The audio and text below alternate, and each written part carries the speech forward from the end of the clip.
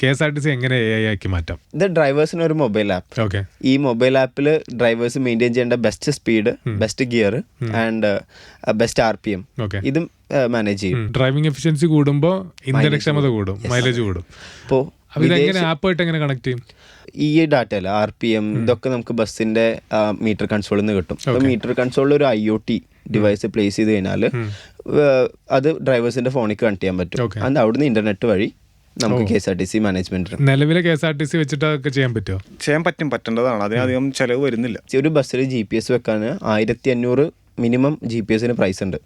And അത് software ഇത് വെച്ചിട്ട് കണക്ട് ചെയ്തിട്ട് ആകുമ്പോൾ കൂടും.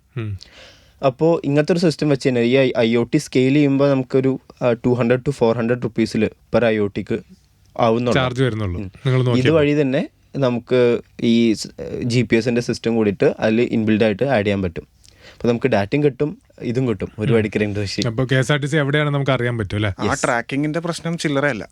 നമ്മളത് അന്വേഷിച്ച് വന്നപ്പോൾ ജനങ്ങൾക്കൊരു വലിയ പ്രശ്നമാണത്, എവിടെയാണ് ബസ് എന്നുള്ളത്. സത്യം. കാര്യം ഒരു രാത്രി അറിയാൻ തീരെ പരിചയമില്ലാത്തൊരു സ്ഥലത്ത് വരുമോ എന്നുള്ളൊരു സംശയത്തിൽ നിൽക്കുന്നതും ഡ്രൈവറെ ഇടയ്ക്കിടയ്ക്ക് വിളിച്ചു ചോദിക്കും നമ്മൾ ലോങ് റൂട്ട് ആണെങ്കിൽ. അത് K-Swiftലാണെങ്കിൽ അത് ബാധകമാണ്, പക്ഷെ അല്ലാണ്ടുള്ള സർവീസുകളും ഉണ്ട്. അപ്പോൾ ഇത് എല്ലാ ബസ്സുകളിലും വരാണെങ്കിൽ ഞാൻ നേരത്തെ പറഞ്ഞോളൂ, ഒരു സംശയത്തിൽ നിൽക്കുന്നതും ഒരു ഉറപ്പിൽ നിൽക്കുന്നതും പോലെ നല്ല വ്യത്യാസമുണ്ട്.